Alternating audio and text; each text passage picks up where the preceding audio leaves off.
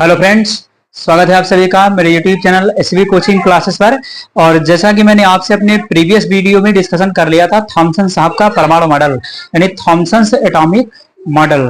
ठीक है, तो थॉमसन साहब ने क्या किया था? थॉमसन साहब ने बस केवल इतना ही बताया था कि जो इलेक्ट्रॉन है या ऋणायन है और जो प्रोटॉन है यानी जो धनायन है वो एक तरबूज के जैसे क्या होते हैं, बिखरे हुए होते हैं। ठीक है, इसलिए उनके मॉडल को तरबूज मॉडल भी कहा गया था। तो थोड़ी बहुत बात बता दी थी उन्होंने, उसके आगे का प्रयास करने का काम जो किया है वो रदरफोर्ड साहब ने किया है ना। तो इन्होंने क्या किया था, इन्होंने थॉमसन से थोड़ा सा आगे की ओर बात बढ़ाई, है ना। अब धीरे धीरे ये क्या होगा भाई, डिस्कवरी हुई थी तो धीरे धीरे वैज्ञानिक बढ़ते गए। उसी प्रकार से अब यहाँ पर इन कणों की स्थिति जब ज्ञात होगी तो धीरे धीरे बढ़ते जाएंगे। ये और कुछ नई चीज बता देंगे, इनके बाद आने वाले और कुछ बता देंगे, उसके बाद आने वाले पूरी बात क्लियर कर देंगे। ठीक है, तो इसी तरीके से धीरे धीरे इनोवेशन होता गया और स्थिति इनकी बिल्कुल डिटरमाइन हो गई, बिल्कुल निर्धारित हो गई, फिक्स हो गई और पता चल गया, सारी बातें जानकारी में आ गई। ठीक है, तो यहां पर लिखा हुआ है कि रदरफोर्ड का परमाणु मॉडल, तो रदरफोर्ड्स एटॉमिक मॉडल कहते हैं इसको। ठीक है, तो यहां पर देखिए ये थ्योरेटिकल सेटअप यहां पर लिखा हुआ है, थ्योरी की बात क्या है रदरफोर्ड के परमाणु मॉडल की, वो यहां पर लिखी हुई। थ्योरी में पढ़ के आपको जरा बता देता हूं, फिर उसके बाद डायग्राम सहित आपको एक्सप्लेन करता हूं कि कैसे एक्सपेरिमेंट किया था रदरफोर्ड ने। ठीक है, तो देखिएगा इसमें क्या बताया गया है। तो ये जनरल बात है, थ्योरी जो आपको लिखना होता है ना, वो यहाँ पर लिखा हुआ है। ठीक, तो बताया गया कि सन 1911 में वैज्ञानिक अर्नेस्ट रदरफोर्ड ने परमाणु में दो मूल कणों इलेक्ट्रॉन व प्रोटॉन की स्थिति ज्ञात करने के लिए प्रकीर्णन प्रयोग किया है। तो रदरफोर्ड साहब ने इलेक्ट्रॉन प्रोटॉन की स्थिति को ज्ञात करने के लिए एक एक्सपेरिमेंट किया है जिसको स्कैटरिंग एक्सपेरिमेंट कहा जाता है, प्रकीर्णन प्रयोग कहा जाता है। ठीक है, काफी फेमस प्रयोग है ये, है ना। उसके बाद देखिएगा प्रकीर्णन प्रयोग किया। इस प्रयोग में उन्होंने रेडियो एक्टिव पदार्थ, ये रेडियो एक्टिव पदार्थ क्या होता है, तो रेडियो एक्टिव पदार्थ वो होता है कि जहां से क्या होता है, अल्फा कणों की बौछार या अल्फा कण वहां से निकलते हैं, उत्सर्जित होते हैं, है ना। रेडियो एक्टिव पदार्थ ऐसा पदार्थ होता है जहां से अल्फा कण क्या है, निकलते हैं या उत्सर्जित होते हैं। ठीक है, रेडियो एक्टिव पदार्थों से अल्फा कणों का उत्सर्जन होता है। ठीक है, इसीलिए इसका उपयोग किया। ठीक, जैसे रेडियम, उसका नाम भी बता दिया कि कौन सा पदार्थ लिया था, तो रेडियम लिया था। ठीक है, उसके बाद को लेड ब्लॉक के अंदर या लेड ब्लॉक के भीतर, तो लेड के बक्से के अंदर रखा था। ठीक, भीतर रखकर प्राप्त अल्फा कणों को लेड की स्लिट से निकालकर, स्लिट का मतलब है एक पर्दा कह सकते हैं, है ना, कि पर्दे से उसको निकाल करके, ठीक, स्लिट से निकालकर स्वर्ण धातु की पन्नी पर डाला, यानी सोने की पन्नी थी। भाई सोना क्या होता है, गोल्ड जो होता है मैलिएबल होता है ना। सबसे ज्यादा जो मैलिएबल मेटल होती है आपकी वो गोल्ड होती है, सोना, है ना। उसको जितना भी चाहे उतना पीट करके पतली थिन सीट के रूप में कन्वर्ट किया जा सकता है। पतली चादर जितनी बनाना चाहे, सबसे ज्यादा हमारा गोल्ड जो है क्या होता है, मैलिएबल होता है, इसको कहते हैं आघात वर्धनीय। ठीक है, तो सबसे ज्यादा मैलिएबल प्रॉपर्टी गोल्ड के अंदर होती, सोने के अंदर होती, इसीलिए सोने की पन्नी इस्तेमाल की थी। ठीक है, तो यहां पर फॉइल लगा दिया गोल्ड की। ठीक है, उसके बाद स्वर्ण धातु की पन्नी पर डाला, जिससे ये अल्फा कण, जो अल्फा कण निकल रहे थे, है ना, प्रकीर्णित हो गए और इनकी दिशा ज्ञात करने के लिए इन्होंने, ये जब प्रकीर्णित हुए अपने मार्ग से विचलित हुए तो ये कहां जाएंगे और क्या करेंगे, उसके आगे का सेटअप बनाया था इन्होंने। तो इनकी दिशा ज्ञात करने के लिए इन्होंने वृत्ताकार पर्दे पर जिंक सल्फाइड होता है स्फुरदीप्त पदार्थ है, फास्फोरेसेंस के फिनोमेना इसके अंदर होती है। इस पर होता क्या है कि जब कोई पदार्थ की लाइट वगैरह पड़ती है, चमक उत्पन्न करते हैं, चमकते हैं, तो ऐसा लगता है कि इनमें लाइट जल रही, लेकिन लाइट नहीं जलती होती है। जब किसी दूसरे ऑब्जेक्ट की लाइट इन वस्तुओं पर पड़ती है तो इनमें चमक उत्पन्न होती है, तो ऐसा लग रहा है कि ये जलते हैं, है ना। जैसे रात में क्या है, रोड वगैरह पर जाते हैं तो येलो कलर में आपने देखा होगा कि लगे हुए रहते हैं पेड़ों के साइड में या किनारे, जो एंगल टाइप में लगे हुए होते हैं, उन पर भी क्या, जब वाहनों की लाइट पड़ती है तो वो चमक उत्पन्न करते हैं। ठीक है, हालांकि वो जलते नहीं है, वो दूसरे प्रकाश से चमक उत्पन्न करते हैं। इस प्रोसेस को कहते हैं फास्फोरेसेंस, है ना, स्फुरदीप्त पदार्थ कहते हैं। तो चमक, जब लाइट पड़ेगी तो चमक उत्पन्न होगी वहां से। ठीक है, तो जिंक सल्फाइड का लेप लगा दिया। जब अल्फा कण इस पर्दे पर टकराते हैं तो जिंक सल्फाइड के कारण पर्दे पर क्या होती है, चमक उत्पन्न हो रही थी।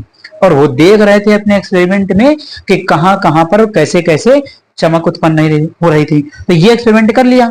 अब इस एक्सपेरिमेंट के आधार पर उनको निष्कर्ष क्या मिला, क्या उन्होंने देखा कहां गए अल्फा पार्टिकल और कहां से निकले, कहां गए, कुछ आए, जो भी कंडीशन रही है उसको इन्होंने अपने निष्कर्ष में बताया कि यहां से एक्सपेरिमेंट करने के बाद हमें कौन कौन सी चीजें दिखाई दी हैं, है ना, वो बातें अपने निष्कर्ष में बताई हैं। तो उसका डिस्कशन तो आगे की ओर करेंगे।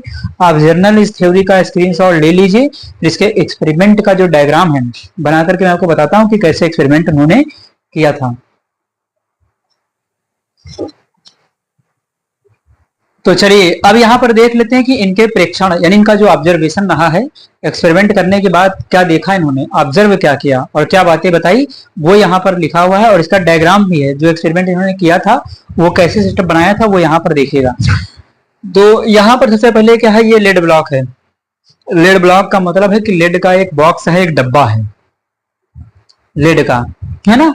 और ये बॉक्स लेड का क्यों है, क्योंकि जो लेड होता है विद्युत का कुचालक होता है ना, विद्युत प्रवाहित नहीं होती इसके अंदर। ठीक है, तो लेड का बॉक्स ले लिया, उसके अंदर क्या रखा है, वही रेडियो एक्टिव धातु, रेडियोधर्मी कौन है, तो रेडियम है। ठीक है, अब इस रेडियम धातु से क्या होगा, अल्फा कणों का उत्सर्जन होगा। ठीक, तो यहां से देखिए क्या है, इसे सीधे सामने की ओर ये जो ला रहे हैं ये अल्फा कण है। तो यहां पर लिखना चाहे तो इनको लिख सकते हैं, ये क्या है आपके अल्फा कण, है ना, इस डायरेक्शन में जो जा रहे हैं आगे वो अल्फा कण है। तो रेडियोधर्मी पदार्थों से अल्फा कणों का उत्सर्जन होता है। ठीक, बीच में देखिए क्या है, एक स्लिट है, एक पर्दा है ना, बीच में एक पर्दा लगा दिया। पर्दा किस लिए लगा दिया पता है, पर्दा इसलिए लगा दिया जैसे कोई चीज जा रही है तो सीधे जाए, सामने जाए, सीधे की डायरेक्शन में जाए, है ना, इधर उधर भागने ना पाए। तो इसलिए एक रास्ता टाइप में बना दिया, या बीच में एक प्रकार का जो जाने का मार्ग बताए उसको लगा दिया है ना। तो यहाँ पर स्लिट है, पर्दा है जो ऊपर की ओर नीचे की ओर, बीच में उसकी रास्ता है, तो बीच से होकर के लाइट जाएगी ताकि बिल्कुल कहां जाए, सामने जाए, है ना। तो यहाँ पर बीच में पर्दा लगा दिया, स्लिट लगा दिया। उसके बाद आगे चल करके एक स्वर्ण धातु की पतली पन्नी, तो बिल्कुल पतली सी पन्नी गोल्ड की, सोने की लगा दी। ठीक, और ये पन्नी इतनी पतली थी कि इसको भेद करके इसके अंदर से जो अल्फा कण है वो जा रहे थे। और यहाँ पर एक देखिए क्या लगा दिया, वृत्ताकार पर्दा लगा दिया, है ना, ये पर्दा लगाया वृत्ताकार, ताकि अल्फा कण निकलेंगे और यहाँ टकराएंगे। और इसके अंदर जो ये मैंने बनाया है आप इसको डार्क कर लीजिएगा, है ना, इसके अंदर क्या है, तो ये वृत्ताकार पर्दा है, इसके अंदर क्या है, इसके ऊपर जो लेप लगी हुई है ना, इसको शेड कर लीजिएगा, शेड कर लीजिएगा ब्लैक से। इसके अंदर क्या है, तो ZnS जिंक सल्फाइड स्फुरदीप्त पदार्थ है। इसी पदार्थ की वजह से ये क्या करता है, चमक उत्पन्न करता है।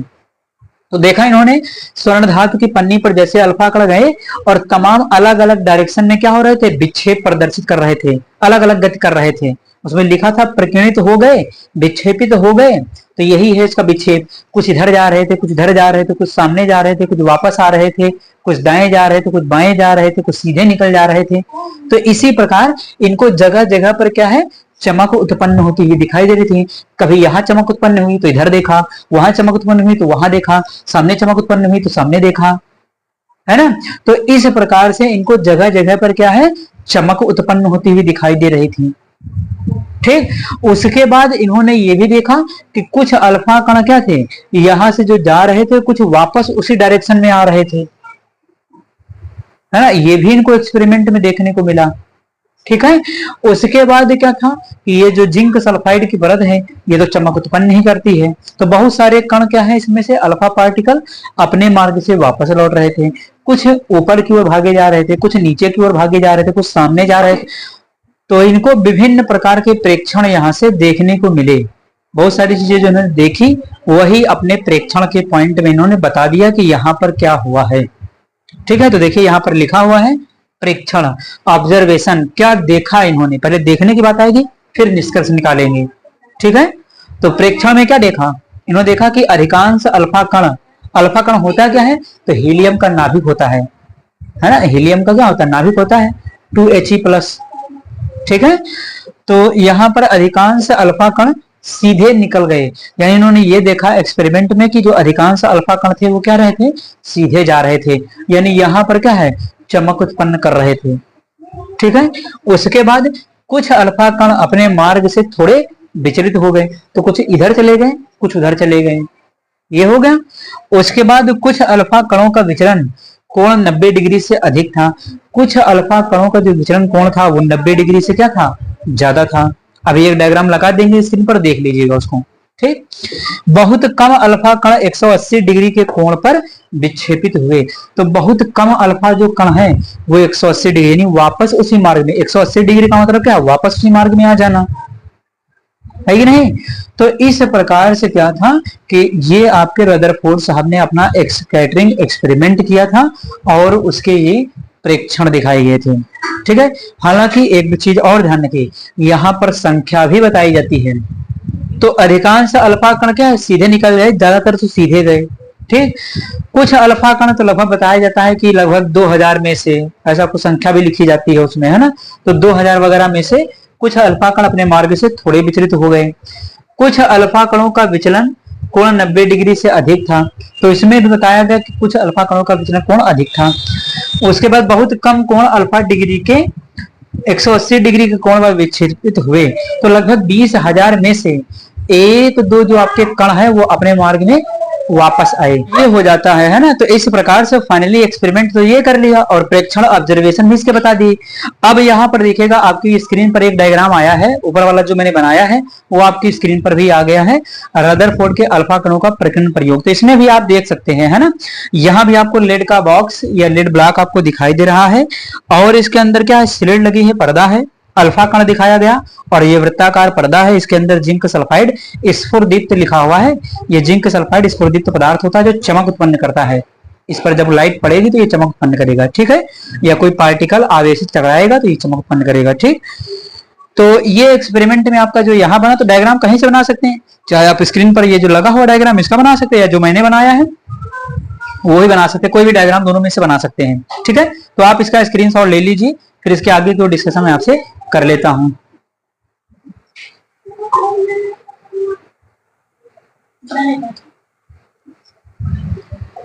चलिए, तो उसका स्क्रीनशॉट आपने ले लिया होगा। अब देखिए स्क्रीन पर आपके वही दूसरा डायग्राम भी आया हुआ है। इस डायग्राम में क्या दिखाएगा, बीच में न्यूक्लियस दिखाया गया है ना, और अल्फा कणों का पुंज, पुंज का मतलब होता है समूह, पुंज का मतलब होता है समूह। तो अल्फा कण क्या है, समूह के रूप में सामने आते हैं और बीच में क्या है, उसका न्यूक्लियस है, नाभिक है, दिखाया गया इसमें, है ना। यानी एक प्रकार से इन्होंने क्या किया है, एक प्रकार से इन्होंने नाभिक की खोज कर ली है ना। इस डायग्राम में बिल्कुल साफ दिखाया, जितने पॉइंट मैंने बताए हैं अभी प्रेक्षण में इधर, है ना। इस प्रेक्षण में जो पॉइंट लिखे हुए हैं वो आपके क्या है, इस प्रेक्षण में उन्होंने बताया है। ठीक है, तो सामने देख सकते डायग्राम में कितने अल्फा कण आपको इधर उधर दिखाए गए हैं और बीच में न्यूक्लियस यानी नाभिक बना हुआ है और ऊपर नीचे कई सारे पार्टिकल, और अल्फा कण पर माइनस का चार्ज देखिए दिखाया गया, तो निगेटिव चार्ज इसमें आपको रिप्रेजेंट करके बता दिया गया है हीलियम का। ठीक है, तो सब में अल्फा अल्फा देखिए लिखा हुआ है और इस डायग्राम को भी देख सकते हैं, अल्फा कणों का प्रकीर्णन प्रयोग से संबंधित है। तो इस प्रकार से हुआ क्या, इस प्रकार से ये हुआ कि यहाँ पर इन्होंने एक प्रकार से नाभिक की खोज कर ली, यानी को गैस लग गया था कि इसके अंदर कोई भारी पदार्थ है बीच के अंदर परमाणु में, इसीलिए यहाँ पर क्या होता है 180 डिग्री पर या 90 डिग्री से ज्यादा विक्षेपित हो रहे हैं, कुछ ना कुछ तो होगा परमाणु के अंदर, है ना।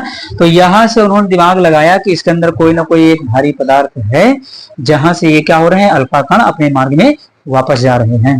ठीक है, तो आप इसका भी स्क्रीनशॉट ले लीजिए, फिर इसके निष्कर्ष वगैरह जो है उसका डिस्कशन मैं आपसे करता हूं। चलिए अब यहाँ पर देखते हैं निष्कर्ष को, यानी कंक्लूजन को। तो देखिए कंक्लूजन क्या निकाला अपने उस एक्सपेरिमेंट के द्वारा, तो बहुत सारी चीजें उनको इस एक्सपेरिमेंट में दिखाई देने को मिली और जिसको उन्होंने अपने पॉइंट के जरिए क्या किया है, डिस्क्राइब किया है, बताया है। तो देखिए निष्कर्ष में क्या क्या देखा इन्होंने, तो सबसे पहले देखा कि अधिकांश अल्फा कण सीधे निकल जाते हैं। अभी मैंने डायग्राम पीछे आपको दिखाया था, अभी फिर से दिखा देंगे एक बार।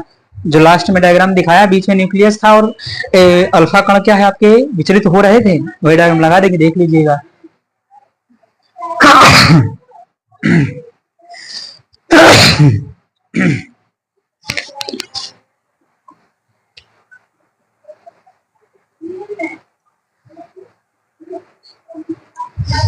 ठीक, उसके बाद फिर देखिएगा आगे क्या बताया गया है कि जिससे सिद्ध होता है कि परमाणु का अधिकांश भाग खोखला होता है। यानी इससे ये निष्कर्ष निकाला, जो कण सीधे गए तो सीधे कोई तभी जाएगा जब उससे टकराने वाला कोई होगा नहीं, है कि नहीं। तो ज्यादातर कण कहाँ गए, सीधे गए। तो एक निष्कर्ष निकाल लिया इन्होंने कि परमाणु का जो भाग है ज्यादातर भाग खोखला होता है, खाली रहता है, स्थान एम्प्टी है। ठीक है, तो पहले पॉइंट से ये निष्कर्ष निकाला कि परमाणु का अधिकांश भाग खोखला होता है, वैकेंट है, खाली है ना। सेकंड देखिएगा क्या लिखा कि कुछ अल्फा कण परमाणु के केंद्र के निकट से अपने मार्ग से विक्षेपित हो जाते हैं, जिससे सिद्ध होता है कि परमाणु के केंद्र पर सूक्ष्म भारी धनावेशित भाग उपस्थित है, जिसे नाभिक कहते हैं। और इस नाभिक की त्रिज्या जो बताई 10 की पावर -15 मीटर है ना। तो त्रिज्या को भी आप लिखना चाहें तो इनके अनुसार जो त्रिज्या थी 10 की पावर -15 मीटर थी। नाभिक की त्रिज्या जो बताई 10 की पावर -15 मीटर बताई। 10 की पावर -15, सोचिए 0.00015 यानी कि क्या है वहां पर 10 की पावर -15 है, तो दो तो वो डिजिट हो गई है ना। तो ये क्या है 10 की पावर -15 हो जाता। तो इस प्रकार से नाभिक की त्रिज्या 10 की पावर -15 मीटर बता दी है ना। 0.0000 चला जाएगा आगे चल करके, है ना। उसके बाद तो फिर यहां से देखिए सिद्ध हो जाता है कि परमाणु के केंद्र पर सूक्ष्म भारी धनावेशित भाग होता है। यानी परमाणु के केंद्र पर क्या है, धनावेशित भाग है, पॉजिटिव भाग है। ठीक है, उसके बाद विक्षेपित अल्फा कणों की संख्या बहुत कम होती है, अतः भारी धनावेशित भाग परमाणु के संपूर्ण आयतन का छोटा सा भाग होता है। कहता है कि विक्षेपित होने वाले अल्फा कणों की संख्या बहुत कम होती है ना। जो विक्षेपित हुए उनकी संख्या बहुत कम है। इसका मतलब यह है कि जो परमाणु के बीच में जो भाग है उसका, वो पूरे परमाणु की तुलना में क्या है, बहुत छोटा सा भाग है ना, बहुत कम वो होता है। ठीक है, तो ये निष्कर्ष निकाला। उसके बाद भिन्न भिन्न धातुओं की पन्नी पर अल्फा कणों की बौछार करने पर विचलित अल्फा कणों की संख्या क्या थी, भिन्न भिन्न। यानी अलग अलग जब परमाणु लेते हैं तो विचलित होने वाले अल्फा कणों की संख्या क्या होती है, भिन्न भिन्न होती है। तो अभी ये परमाणु टू परमाणु डिफरेंस हो रहा है। इसका मतलब है कि जो नाभिक है वो सब में क्या है, अलग अलग है। अलग अलग होने का मतलब ये है कि सब में उसका भार क्या है, अलग अलग है। तो जब भार अलग है, साइज उसका अलग है ना, वहां पर जब भार अलग हो रहा है ना, आवेश उस पर अलग हो रहा है, तो विचलित होने वाले कणों की संख्या भी क्या है, अलग अलग हो रही है। ठीक है, तो ये 4 निष्कर्ष आपके इस एक्सपेरिमेंट से उन्होंने अपने निकाले थे। अब जो डायग्राम मैंने आपको दिखाया था वही डायग्राम देखिए यहाँ पर फिर से आ गया है। ठीक है, तो इस डायग्राम को देख सकते हैं और निष्कर्ष को जब पढ़ेंगे तो आपको ऑटोमेटिक समझ में आ जाएगा कि इस डायग्राम में और इस निष्कर्ष में क्या कोई अलग बात बताई गई है ना। जो मैंने आपको बताया था वही यहाँ पर देखिए बना हुआ है। तो बता दिया गया था कि अधिकांश अल्फा कण वगैरह क्या है, सीधे निकल जाते हैं। तो परमाणु का अधिकांश भाग देखिए खोखला दिखाया गया, भाई ज्यादातर क्या है, सीधे जा रहे हैं सामने, है कि नहीं। बताया गया था कि अल्फा कण जो है परमाणु के केंद्र के निकट अपने मार्ग से विक्षेपित होते हैं, उसके केंद्र के पास से विक्षेपित हो रहे हैं। इसका मतलब सेंटर पॉजिटिव पार्ट है वो बीच में ही है कहीं पर। ठीक है, थर्ड नंबर कह रहा था कि विक्षेपित अल्फा कणों की संख्या बहुत कम होती थी। इससे पता चल गया कि जो धनावेशित भाग है परमाणु का एक छोटा सा भाग होता है। ठीक, और अलग अलग धातुओं पर अलग अलग परमाणुओं पर अल्फा कणों की जब बौछार करते हैं तो विचलित होने वाले अल्फा कणों की संख्या क्या है, अलग अलग होती है। जिससे ये पता चल गया कि प्रत्येक परमाणु के अंदर जो धनावेशित भाग है वो अलग अलग होता है। ठीक है, यानी उसके न्यूक्लियस में जो धनावेश होता है वो अलग अलग होता है, और इन्हीं धनावेश को इन्होंने प्रोटॉन कहा है। तो नाभिक मैंने आपको बता दिया 10 की पावर -15 मीटर है, और परमाणु का भी आयतन इन्होंने बताया 10 की पावर -10 मीटर है ना। परमाणु की त्रिज्या 10 की पावर -10 मीटर बताई, और नाभिक की त्रिज्या 10 की पावर -15 मीटर बताई। ठीक है, तो ये हो जाता है रदरफोर्ड साहब का एक्सपेरिमेंट। उनका परिगणन प्रयोग। आप इसका स्क्रीनशॉट ले लीजिए, फिर इन्होंने जो मॉडल दिया है उसका डिस्कशन मैं आपसे कर लेता हूं।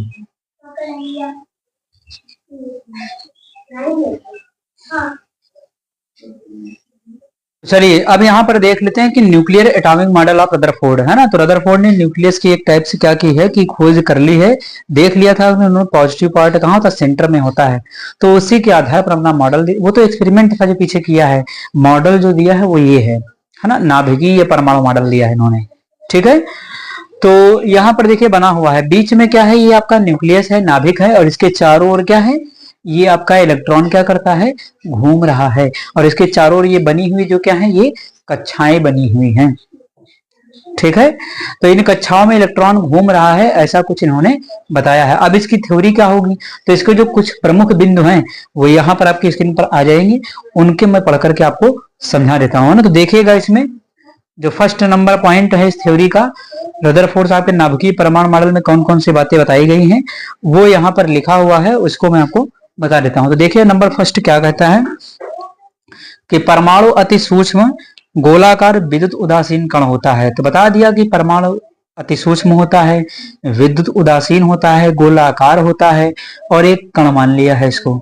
ठीक है, उसके बाद यह धनावेशित नाभिक के चारों ओर विशाल त्रिविम आकाश में गतिशील इलेक्ट्रॉनों का एक समूह होता है। पता है कि धनावेशित नाभिक है, ठीक है, न्यूक्लियस होगा बीच में, उसके चारों ओर इलेक्ट्रॉन क्या करते हैं, घूमते करते रहते हैं, रोटेट करते रहते हैं। उसके आधार पर यह बता दिया। तो ये बिल्कुल आसान था, इसमें कुछ समझने वाला खास उतना है नहीं। ठीक है, तो ये पहला पॉइंट हो गया। त्रिविम आकाश मतलब स्पेस बताया गया है ना, त्रिविम कहते एक्स वाई जेड एच तीनों। ठीक, उसके बाद अगला नंबर 2 है, कहता है कि परमाणु का केंद्रीय भाग जो अति सूक्ष्म क्षेत्र में केंद्रित रहता है, अभी पीछे बताया था कि सेंट्रल पार्ट है वो छोटे से स्थान में केंद्रित है। ठीक, तथा जिसमें परमाणु का कुल धनावेश और लगभग समस्त द्रव्यमान निहित होता है वो नाभिक कहलाता है। कहता है कि धनावेश और द्रव्यमान दोनों कहाँ रहते हैं, केंद्र में रहते हैं, सेंटर में रहते हैं, नाभिक में रहते हैं, न्यूक्लियस में रहते हैं। तो जो पॉजिटिव चार्ज है और जिसका टोटल द्रव्यमान है वो कहाँ रहता है, तो न्यूक्लियस के अंदर रहता है, ये सेंटर में रहता है, जिसको हम नाभिक कह देते हैं। ठीक है, तो ये आपका पॉइंट हो गया। उसके बाद थर्ड नंबर कहता है कि भिन्न भिन्न परमाणुओं के नाभिक में धनावेश की संख्या क्या होती है, अलग अलग। लास्ट वाले पॉइंट से मैंने बताया था अल्फा कणों की संख्या भिन्न भिन्न थी, तो बता दिया कि यहाँ पर नाभिक में जो धनावेश है वो भी क्या होगा, अलग अलग होगा।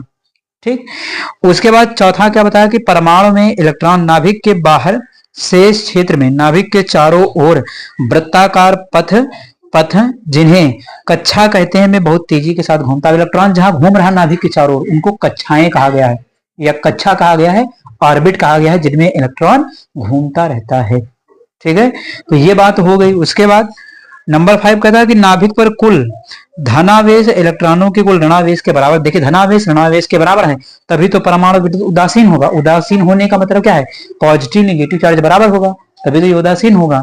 तो यही पॉइंट बताया गया। उसके बाद जिससे परमाणु में विद्युत आवेश का संतुलन बना रहता है, आवेश का संतुलन बना रहता है, और वह उदासीन रहता है, बता ही दिया है आपको। उसके बाद 6 नंबर, नाभिक का आकार परमाणु के आकार की तुलना में बहुत कम होता है। 10 की पावर -15 मीटर त्रिज्या है और 10 की पावर -10 मीटर त्रिज्या है परमाणु की, तो परमाणु बड़ा है, नाभिक क्या है उसके अंदर छोटा है। उस हमने बना भी देख सकते हैं उसके अंदर। ठीक है, तो ये हो गया। अब इसके आधार पर अगर एक जनरल बात कही जाए कि इनके परमाणु मॉडल से क्या पता चलता है, तो यहाँ पर बताया गया कि इस परमाणु यानी प्रतिरूप मॉडल लिखा में इलेक्ट्रॉन नाभिक के चारों ओर उसी प्रकार घूमते हैं जिस प्रकार ग्रह सूर्य के चारों ओर घूमते हैं, चक्कर लगाते हैं। जैसे जो ग्रह होते हैं सूर्य के चारों ओर क्या करते हैं, चक्कर लगाते हैं, उसी प्रकार से परमाणु में जो इलेक्ट्रॉन है वो नाभिक की ओर चारों ओर चक्कर लगाता है। वहां पर भी 2 बल लगते हैं उनको संतुलित करने के लिए, यहाँ पर भी 2 बल लगते हैं उनको संतुलित करने के। नाम फिजिक्स में पढ़ा होगा, अभिकेंद्रीय बल, अपकेंद्रीय बल। अभिकेंद्रीय बल क्या होता है, जो केंद्र की ओर आकर्षित करता है। अपकेंद्रीय बल क्या होता है, जो केंद्र से बाहर की ओर लगता है। ठीक, तो एक अंदर की ओर खींचने वाला बल, एक बाहर की ओर खींचने वाला बल, तो दोनों क्या करेंगे, एक दूसरे को संतुलित करने का काम कर देते हैं, जिसे ये बैलेंस बना रहता है और ये कार्य करता रहता है। ठीक है, तो इसी कारण इलेक्ट्रॉन को ग्रहीय इलेक्ट्रॉन भी कहा गया है, या इस मॉडल को ग्रहीय मॉडल भी कहा जाता है, प्लैनेटरी मॉडल भी कहते हैं इसको। ठीक है, उसके बाद इलेक्ट्रॉन तीव्र गति से भ्रमण करते रहते हैं और नाभिक में नहीं गिरते, क्योंकि इन इलेक्ट्रॉनों के परिक्रमण से उत्पन्न अपकेंद्री बल नाभिक के स्थिर विद्युत आकर्षण बल को क्या कर देता है, संतुलित कर देता है। तो दोनों बल क्या करते हैं, एक दूसरे को संतुलित कर देते हैं, है ना भाई। एक चीज क्या है, बीच में कोई सेंटर है, उसके चारों ओर कोई वस्तु घूम रही हो, तो उसमें दो प्रकार के बल लगते हैं। एक तो लगता है उस वस्तु को घुमाने के लिए अंदर की ओर, सेंटर की ओर, तो एक बल लगता है जो उस वस्तु को सेंटर की ओर खींचता है, एक वो बल लगता है जो उसको सेंटर से बाहर की ओर धकेलता है। तो खींचने वाला और धकेलने वाला दोनों बल बराबर मात्रा में लगते हैं, इसलिए वो वस्तु एक जगह पर संतुलित अवस्था में घूमती रहती है ना। जैसे आपने देखा होगा कि मेले वगैरह में, फेयर वगैरह में देखते हैं कि जो आपका मौत का कुआं होता है उसमें गाड़ी को घुमाते रहते हैं, है ना। तो वहां पर क्या है, वहां पर भी यही दोनों बल काम करते हैं, अभिकेंद्री बल और अपकेंद्री बल। ये दोनों बल एक दूसरे को संतुलित किए रहते हैं और उसका बैलेंस बना रहता है। तो वो क्या करता है, चारों ओर राउंड करता रहता है, घूमता रहता है। अगर इन दोनों में से कोई एक बल डिसबैलेंस हो जाए तो व्यक्ति क्या है, वो गति नहीं कर पाएगा। ठीक है, तो ये आपके कुछ पॉइंट हो जाते हैं नाभिकीय परमाणु मॉडल के मुख्य बिंदु जो यहाँ पर बताए गए थे। तो इनका स्क्रीनशॉट ले लीजिए। फिर लास्ट पॉइंट जो limitations of Rutherford's atomic model हैं, उनका डिस्कशन मैं आपसे कर लेता हूं।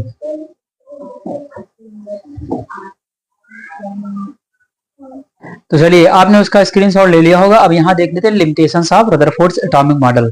देखिए इनकी कमियां क्या हैं, सीमाएं क्या हैं, कुछ बातें कमियां रही हैं इनकी, है ना, जो यहाँ पर बताई गई। तो देखिएगा स्क्रीन पर आपके पॉइंट्स लिखे हुए हैं, इनका डिस्कशन मैं आपसे कर लेता हूँ। तो सबसे पहला देखिए क्या कहता है कि रदरफोर्ड के परमाणु मॉडल के अनुसार इलेक्ट्रॉन नाभिक के चारों ओर विभिन्न कक्षाओं में तीव्र गति से चक्कर लगाता है। बिल्कुल सही है, इलेक्ट्रॉन क्या करता है, नाभिक के चारों ओर घूमता है, ये बात बिल्कुल सही है।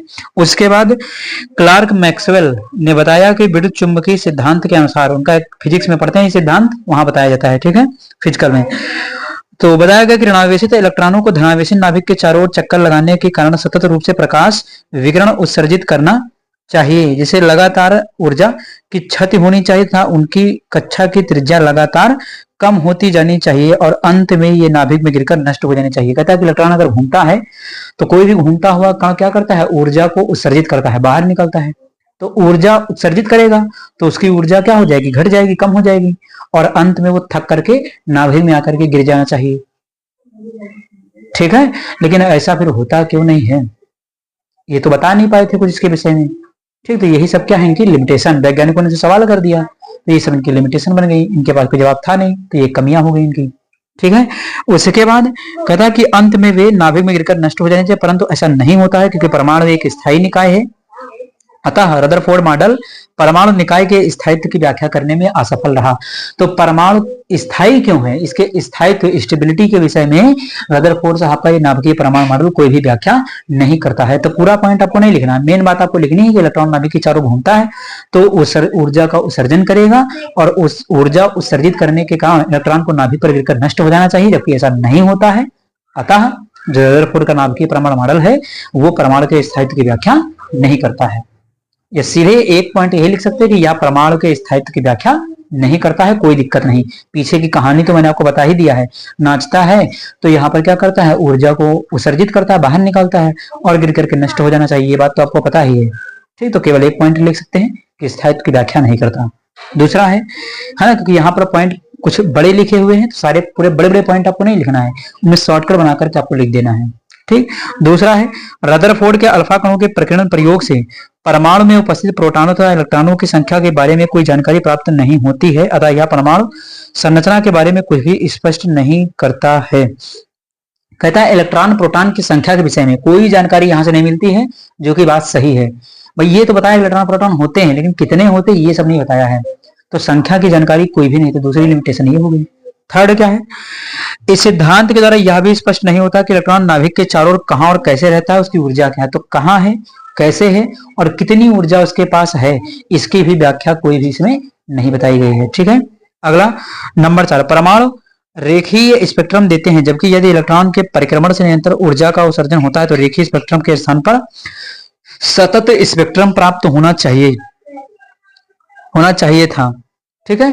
तो सतत स्पेक्ट्रम प्राप्त होना चाहिए था, तो ये सब बातें इन्होंने बताई ही नहीं कि स्पेक्ट्रम मिलेगा भी नहीं, या मिलेगा कैसा मिलेगा, कुछ नहीं बताया इनको इसे नहीं।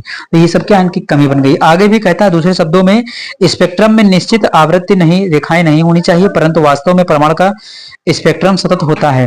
इसके स्पेक्ट्रम में निश्चित आवृत्ति की कई रेखाएं होती हैं, अतः रदरफोर्ड परमाणु मॉडल परमाणुओं के रैखिक स्पेक्ट्रम को समझाने में असफल रहा है।